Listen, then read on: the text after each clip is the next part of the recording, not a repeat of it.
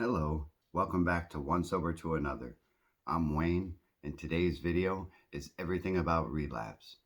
If you haven't taken the opportunity to subscribe to my channel yet, do that now so you don't miss anything in the future. It could save your life. First, a word from our sponsor. Oh, don't have one yet. Everything here will take no longer than it takes to drink a cup of coffee, so sit back and I hope you get something from this. Webster's Dictionary describes relapse as the act of backsliding, worsening, or subsiding. A reoccurrence of symptoms of a disease after a period of improvement. If you've been sober for a day, 2 days, 2 months, 2 years, 20 years, the second you take a drink could be considered a relapse or a slip. The difference between the two is that a relapse is a prolonged period of time going back to your substance or to alcohol. A slip could be as simple as just taking a drink and putting it down and saying, oh no, I've made a mistake. A slip is a fall back to a worsening state, somewhat like a relapse, but it's not entirely a relapse. Some people would argue that a relapse means that you're weak and that your willpower is low, and that you are now stuck in the condition that you were before. Others would imply that a relapse is a chance to examine what went wrong and how to improve your situation in the future, how to deal with certain emotions, how to connect with yourself again, and how to get back on the right track to sobriety. If you relapsed or been on the verge of relapsing, leave a comment below so I can bring it up in my next video and perhaps it can help somebody else. I myself have experienced 2 significant relapses in my drinking career. Well, I'll say history, not career, because it's something not to be proud of. My first one was I was on a train after rehab, and it's a train I've always taken. I've taken this train hundreds of times before. Inside the train station is a liquor store, more like a convenience store, but a liquor store nonetheless, that has cheap beer. So I went inside, subconsciously you could say.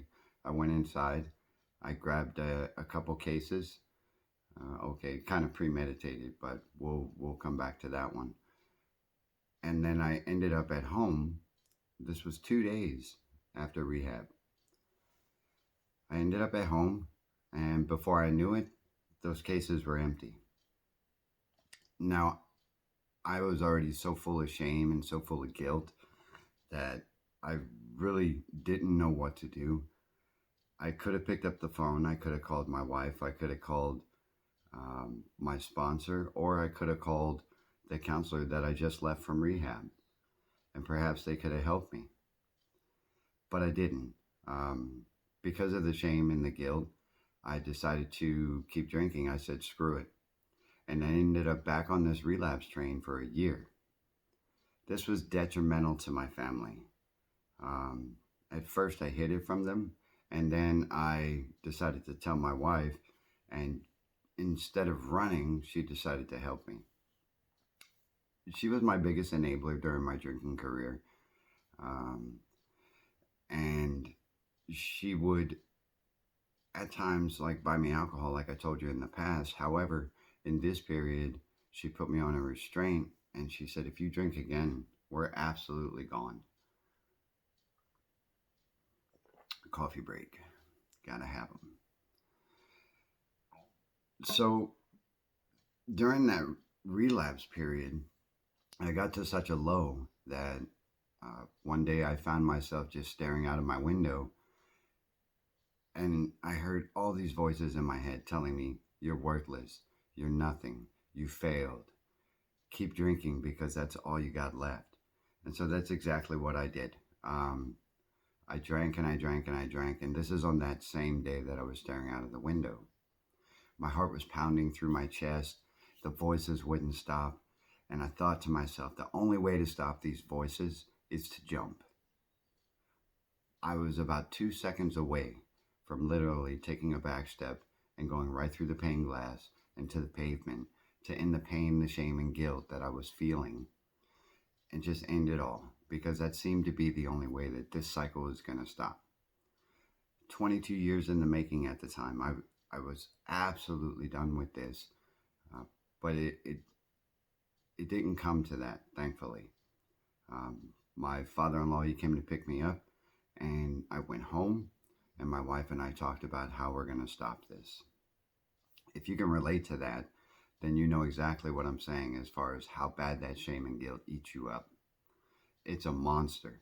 Alcohol is a demon, cunning, baffling, and powerful.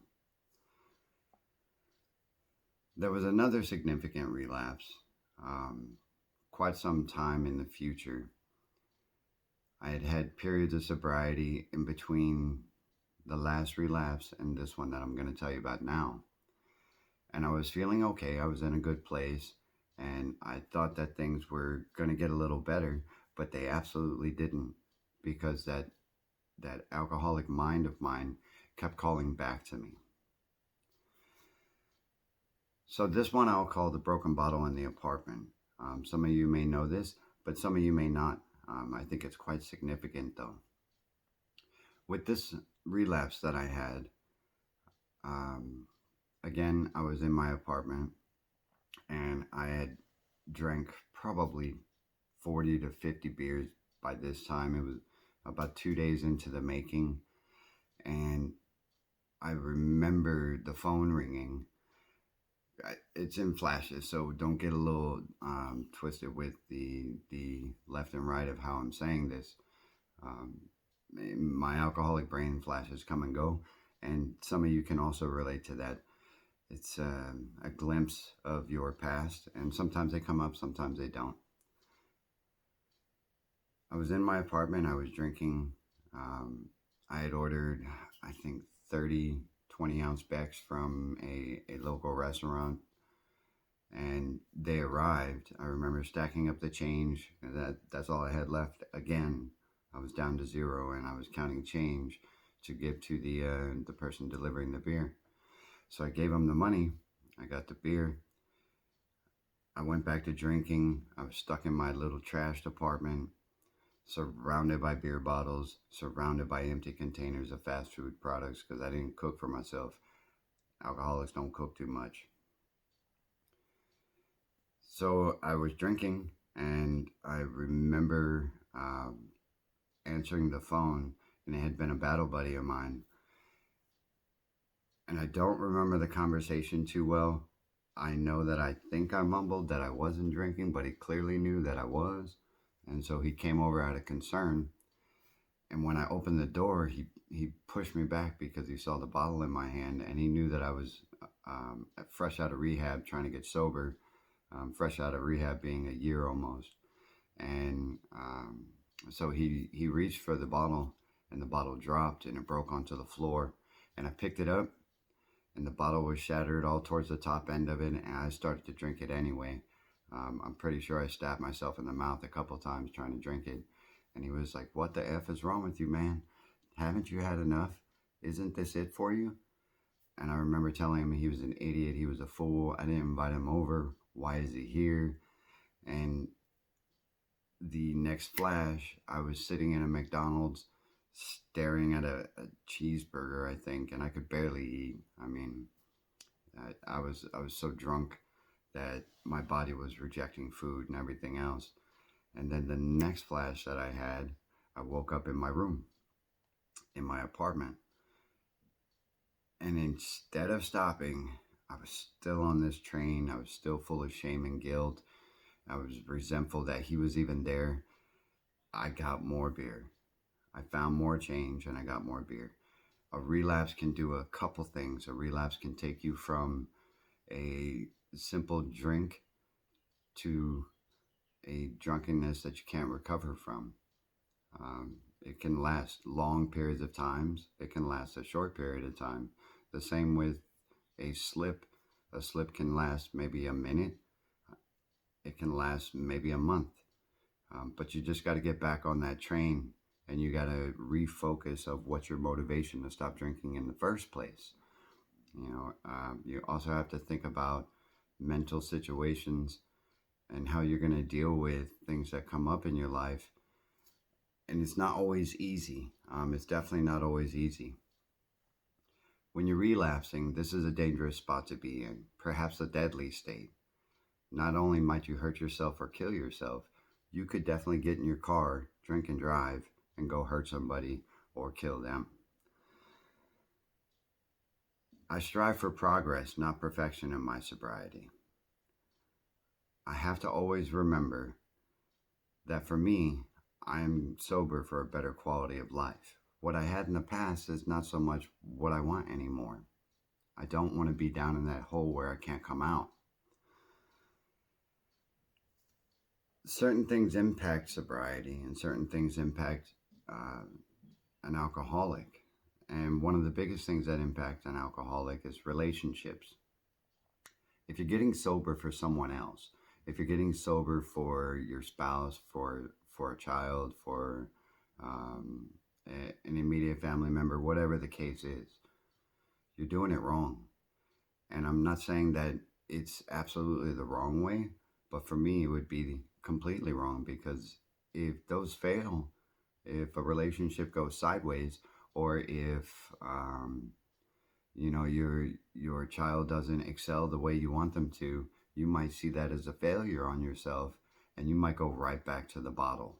I know for me, when my relationship was failing, I blamed myself, I got down in that self-pity role, and I was drunk again. I'm not a doctor, I'm not a psychiatrist, and I'm not even a counselor. But I am sober. I've been sober for 4 years, and I'm living in sobriety. If you or someone you know is on the verge of a relapse, or have slipped in recovery, or you yourself are in relapse and you want help, please get the medical attention if you need it. Reach out to another sober person. Reach out to your family. Reach out to me on Instagram. Let me know in the comments, and I will give you my contact information. There are emergency numbers and emails in the description below. Relapsing is a dangerous place. You may intend on only drinking one beer, but you might end up ruining your own life again. And that cycle will continue until you step in and you say, this is not how I want to live. I hope you got a little bit out of this. I hope you've enjoyed your cup of coffee. I hope that you are well, and that during the isolation periods of COVID-19, you are able to find other things to do than drink. Sober on, and I'll see you in the next one.